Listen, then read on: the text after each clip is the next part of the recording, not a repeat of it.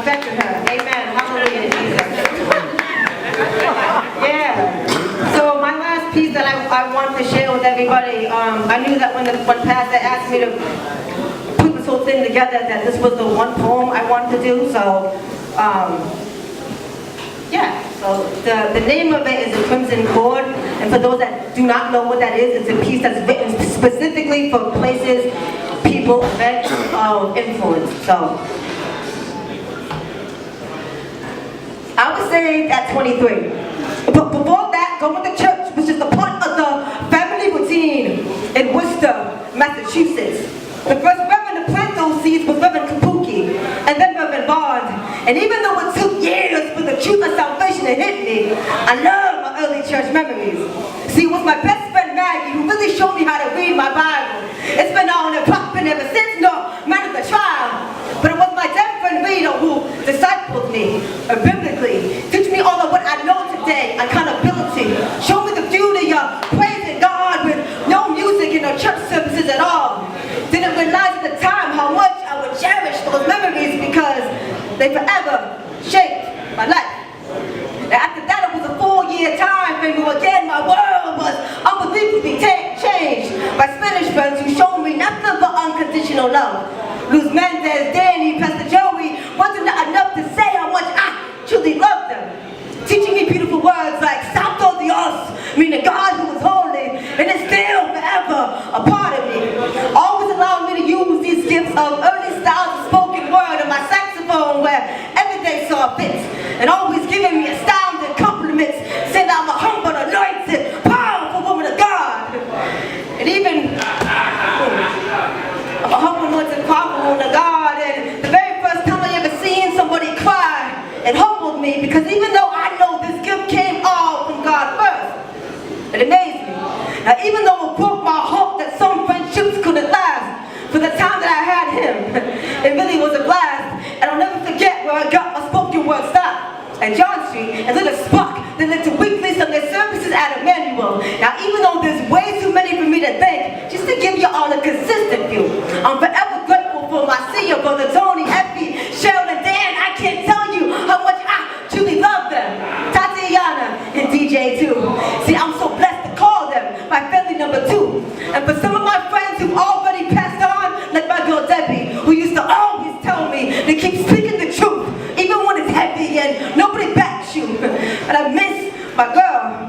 But all these things led to open mics at Just Words, where again that I seen that this is my calling. And now I'm doing slams and bikes in my capital of Boston, from the Henley House to the Milky Way. So I gotta give props to my girls pushing engine there. And where would I be without my homie D Ruff?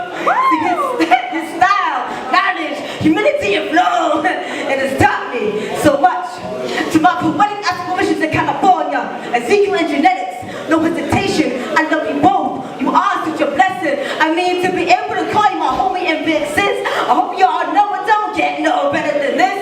And lastly, to my wonderful family, my moms and pops, my brother Stokes, and my big brother Anthony, my favorite cousin Bria, and my homegirls Cindy and Emily. Now, even though there's way so more that I wish that I could afford to speak on, just know that I love you all, and I thank you for being my Crimson Cord.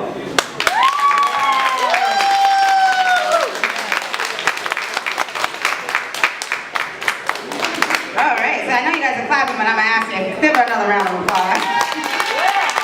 All right, the next poet that's coming up is Jessica.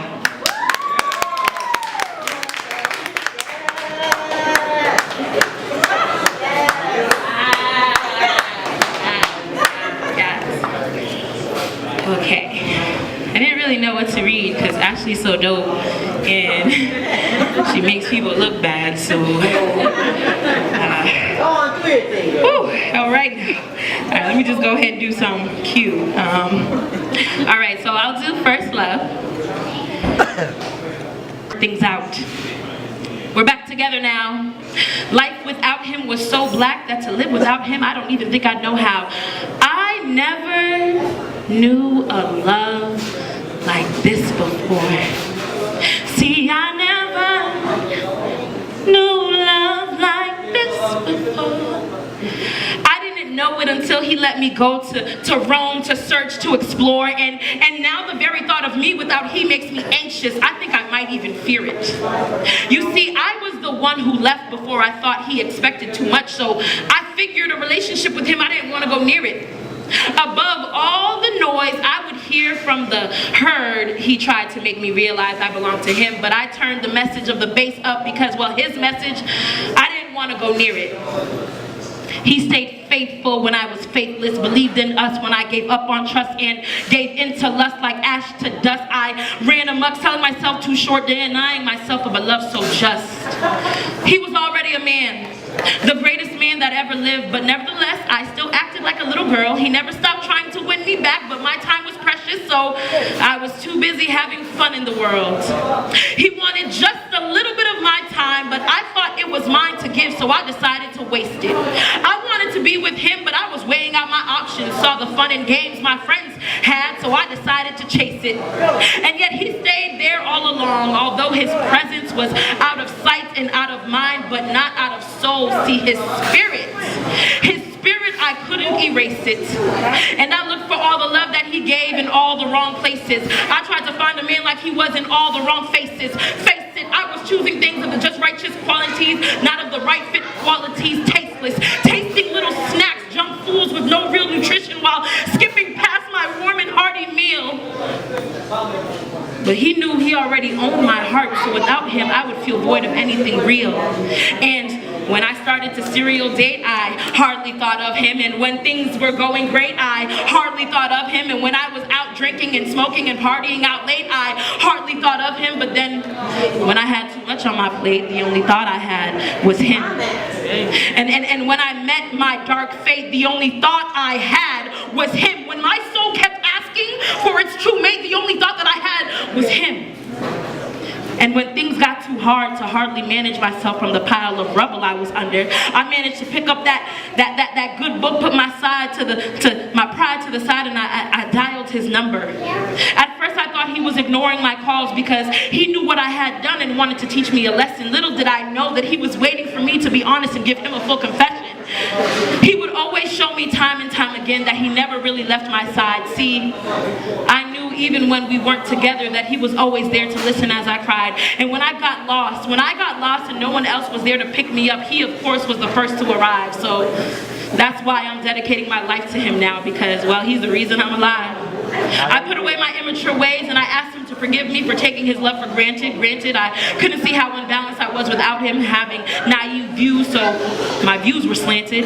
How could I ever doubt that his love, or think that he could leave me all alone when he sacrificed his own life for my own? But I'm elated to say that we have reconciled. We have reconciled and forged an even stronger union. And sure, I have my days and I make my mistake, but he understands that I'm only human, and we are currently looking for a new home for us to dwell in together, and that can stand firm and protect us within any weather. In this home, we will raise my soul. We will raise my soul together. My soul is the child that the Father and I will raise, because the Father that I love is the same Son that I praise. We meet every morning and I devote my time for him to take, and every night I ask for his protection throughout my sleep until I wake. As I walk with him throughout my life and until I meet him face to face, I ask him to draw me close to you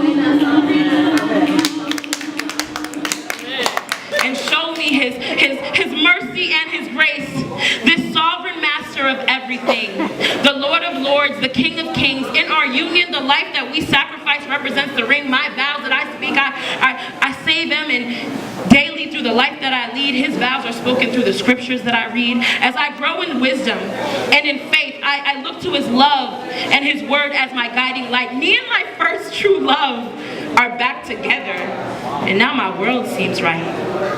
Thank you, God, for showing me your love through your only begotten Son, Jesus Christ. Woo,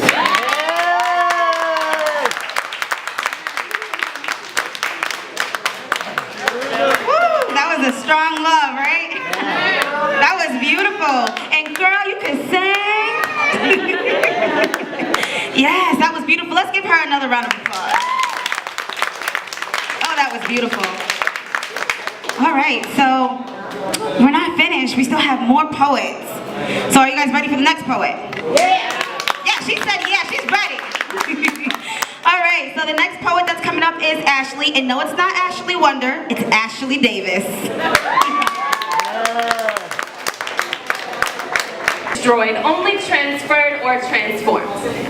So that which crawls through my veins and creeps up my spine is energy that's been passed to me over time, and by the time this energy reaches my tongue, it's already sparked movements and bodies unsung. That must be why I tell stories with my hands and make statements with my hips. Why, if you can't hear me when I speak my truth, my voice raises octaves until sound waves crash into you. Because if I feel it, then I need you to feel it too. Uncontrollable it seems, but the silence in my history only comes out of me in screams. And I've often euphemized all that energy to be a fierce, burning, passion-yelling advocacy. But then Mother Nature had to come and check me. She said, yes, Ashley, it's passion. True. The same passion that your father beat into your mother while she carried you. It's the passion she whispered through muffled breath while her face was shoved in the dirt by the hands of a man who hadn't healed his own hurt. Honey, know your history. It's the energy you carry in your pedophile last name. It's the same passion that he touched you with, that you have yet to forgive yourself for sitting silent. Baby girl, that's why you scream. You scream for 10-year-old Ashley. You scream for little brother who carries the same curse. You scream for your father's hurt. He's always been a quiet man. You scream for whatever traumas gathered the violence in your grandfather's hands. You scream like your communities do when we set fire to our homes and riot to be heard. When we slam each other's bodies against concrete sidewalks and pull triggers that blow the heads off of beds. Who represent a system that treats us like animals and locks us up for dead. Recognize that's passion too. See, the violence in our passion is transferred from pain buried in ancestor tombs. It's risen from ashes and villages burned. It's twisted like leaders who sowed their own seeds, whose passion now bleeds from ropes hanging in trees where great-great-grandparents fought to be free, died to be free. That's the energy that sits restless in me and my communities. That's the law of conservation of energy. It's science. It's energy called trauma, transferred through violence, and when it's left unhealed, it rips through families and exists abstract in our minds and felt concrete in our bodies. But rest assured, see, the power we hold in our hearts, in our hands, vibrating through our vocal cords when we make demands, is the same power that has ignited revolutions in ancestral lands. But to reach that power, we must repair trust, disrupted by those reckless with their touch, careless with their words, and deafening with their silence. So reconcile through caring conversations and sharing smiles. But don't forget the healing power of safe hands. So let's hold hands with the company we keep. Squeeze love into each other so we can heal in solidarity. Believe when nature speaks, it's law, conservation of energy. Yeah.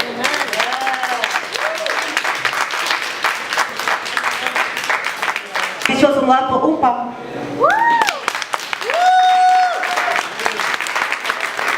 Thank you very much. Hello, beautiful people. It's such a good-looking group of people, Lord. All right, so my name is Lakaira. I go by Oompa. And so I guess what I'm going to start with is, I love music, so I'm going to do something that's a little bit more musical. I don't have anything on you, Jessica. Forgive me for trying to even sing this song. And then the second one is going to be a poem if I have it in me. All right? All right. Hold me tight. You let me go. You fill my heart. You hurt my soul. I'm nervous. Fill me up, just to break me down, and you make me smile, just to make me frown, and you give me love, you take it all away again. Some of y'all probably know that. Da, da, da.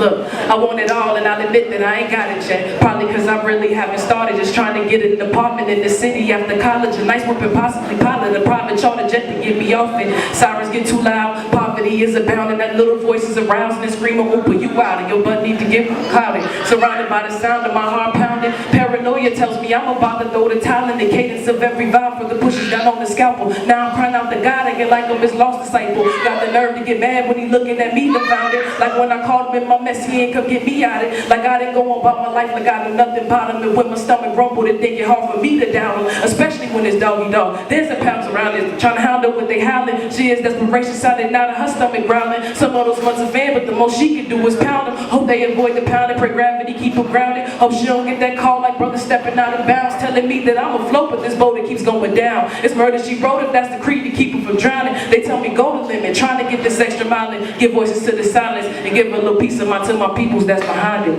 Thank you.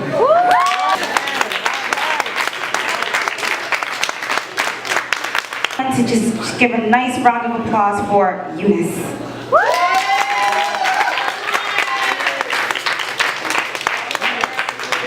My first poem is about a girl who is escaping from Syria with her sister and her family, and she's about to cross the Turkish border. So she's considering what it means to leave Syria and what her new life is going to be like.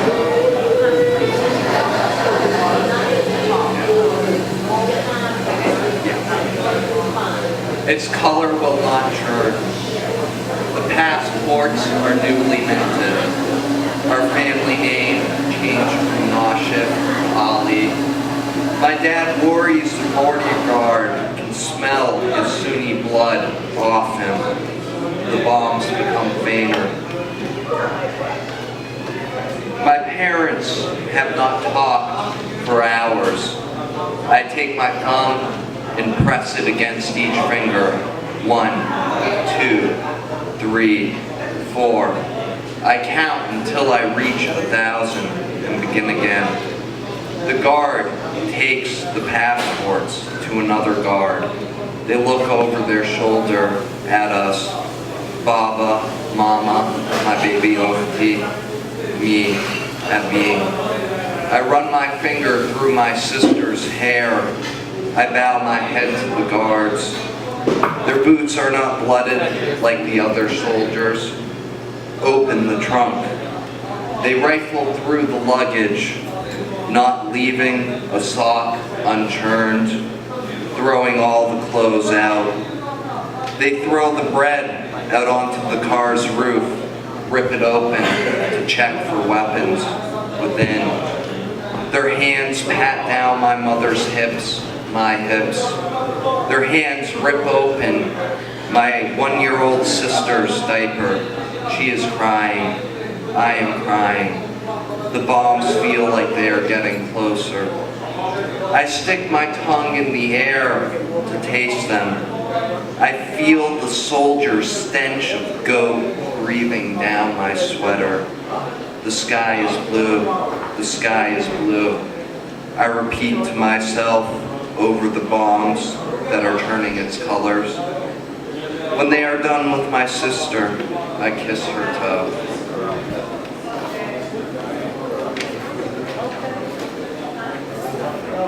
So the next one is a really short one. It's about the Syrian refugee, and it mimics the Arabic phrasing of the translation into English. Accurate mistranslation of a Syrian refugee.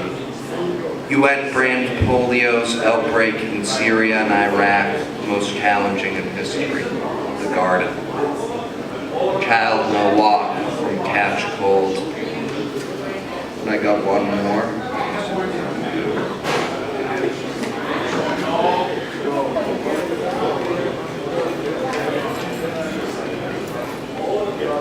Who wants French cigarettes in Syria?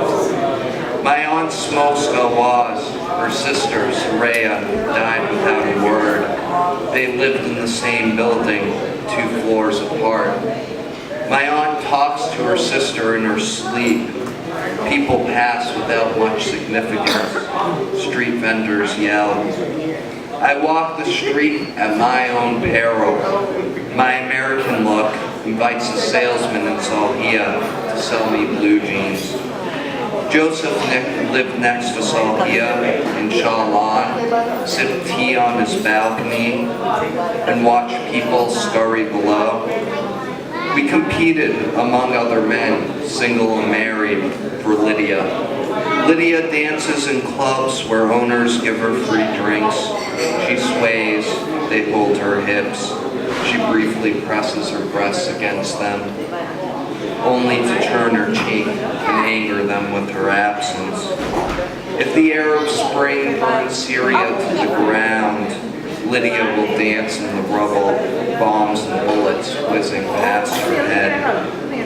I wonder about my aunt's days in France before she wore the hijab. If she danced that private Arab dance. Is that how she met her husband, Mamdour? Mamdour, her husband, no longer speaks French. He buys me Arabic newspapers and pictures of Syrian President Bashar al-Assad.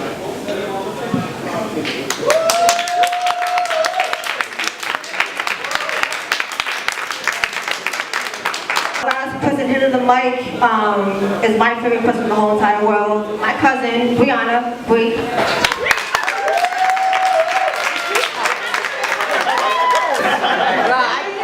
You know, Pastor says your gift will make room for you. But you know, I've been trying, and you know, since Easter is approaching, and you know, all that good stuff, I have about 2 lines.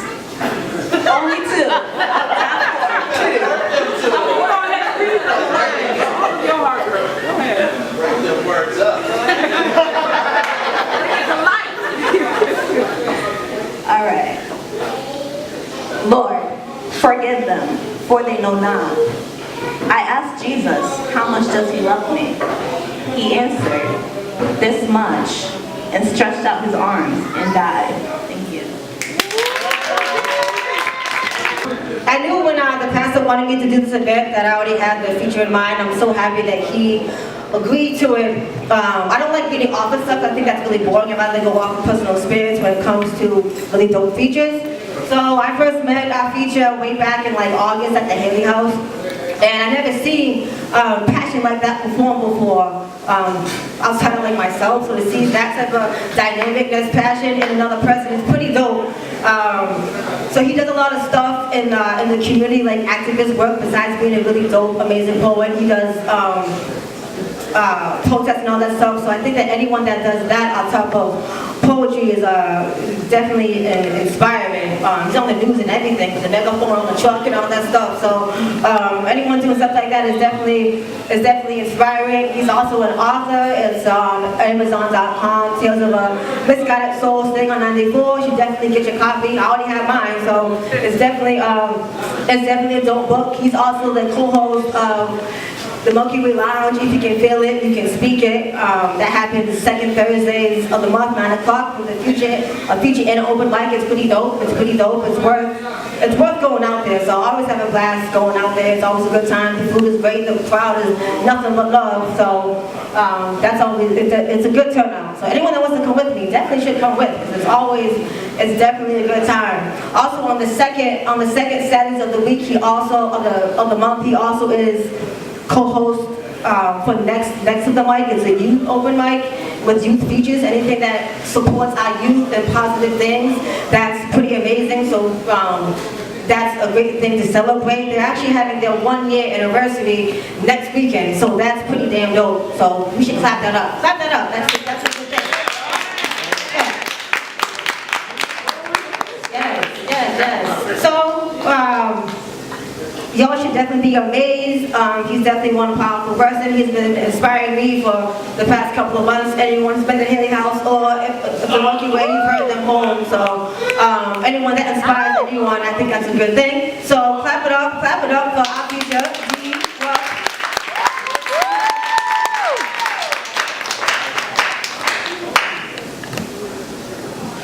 I'm only going to use this microphone like periodically throughout the night, and you'll see why in a second. Every time I start and end a piece, I want y'all to say, every time I say if you can feel it, I want you guys to reply back, you can speak it, all right? And say that like you mean it. Say it from the depths of your heart, like use all the energy that you got left and say it, okay? So. If you can feel it, you can speak it. Okay, that's a good way to start out. We're gonna start out with that. We're gonna work on it a little bit. If you can feel it, you can speak it. From the depths, that rock bottom repetitive cycle that tomorrow has you looking forward to, so we add vocabulary to our frustrations and blue lines and black cursors, showing the blues and white lines saying we are more than your black curse. Sir, grabbing our titles of being blessings wrapped in space with a universe for a mining form in life, like a planet's atmosphere, because if you can feel it, you can speak it. So whenever I do the if you can feel it, you can speak it, that kind of means like my piece is done. Like you ain't got to worry about nothing, it's over, y'all can clap. So that way there's not that awkward silence and everybody's kind of just looking like, so it's done. So you guys got to know what it is. So as you guys know, my name's D Ruff. I'm coming straight. Born and raised out of Roxbury, Massachusetts, from the Berry, from Boston. Been there all my life. I wrote a book when I was like 23. I was sad, I was depressed, and I didn't have a job. So I was like, well, let me just put all the pieces together and see what happens. And then going out one day, I had this mic. This wonderful, wonderful, beautiful lady by the name of John D. Williams came and spoke to me and was like, excuse me. She didn't speak to me. She kind of grabbed me off the stage after I was done performing and was like, hey, I want you, you're going to be coming to my mic. And I was like, all right, fine. And ever since then, literally 5 plus years now running, we have been doing the If You Can Feel It, You Can Speak It open mic over at the Milky Way. You guys can applaud for that because that's awesome. I'm like 5 plus years. So, this is the piece that she heard when I was doing stuff on stage. If you can feel it, you can speak it. I don't need to go to Iraq. I'm in a war of my own. Watching a new dream here be shattered with the chrome going on is all of this stuff that we can't condone because it's bad when you're with the crew. There's a Judas in every home. But how are we gonna stop visuals from getting the intellectuals who think we're a bunch of animals because of some individuals? This is critical. People aren't wanting to hear any of the spirituals because they're not loving our women when they could be loving these materials. See, in this place, I don't feel safe. With these gold chains around my neck and wrist, I'm the new American slave. With rivals amongst my group and with others. But how are we enemies and we supposed to be brothers? And how are we hitting our women and we supposed to be lovers? I guess we stoop down to disgrace on our mothers. See, before this, our ancestors were being whipped on their back. Even though that wasn't us, we should still feel that rage from that leather on our back. We should still feel the pain because the scars are not done. We're like Kunta in our own ways, trying to run for freedom, but there is none. Everywhere they go, there's dead ends and roadblocks. Certain people going through walls when in Milwaukee and buck shots. They're quick to catch Kobe, but not the murderers of Biggie and Pac. By this, you kind of find out who's in and who's not. And these same people want me to follow in their path because of my light skin, but I can't follow in their path because of my past. Under my eyes there were bags, when my brothers wore rags, and some of them still get mad because I'm glad. Then they wonder why we get stuck in the system. They've been died by a system, get screwed by a system. I've already been here to your hood's death sentence. I don't need to be told with your judge and jury in my presence. See, sometimes I don't want to be me. And I got Latin people, Asian people, even certain white people that want to be me. But is this something that they see that I'm just blind to? Or is it because they're getting tired of being viewed? See, they want to get mad when I call most authorities thieves, but they forget that they stole me in this land you call the free. So let's get this straight. This isn't the land of the free, this is the land of the legal criminals, but I can't leave. I can't breathe in the truth when I inhale lies. People don't see this, so they swarm to this rotting country like flies. I don't really like them taking what's mine, but is that the capitalist in me or a part of me needing to die? I can't decide. But I need to stop complaining about me, because there are immigrants that want to be where I be. If you can feel it, you can feel it.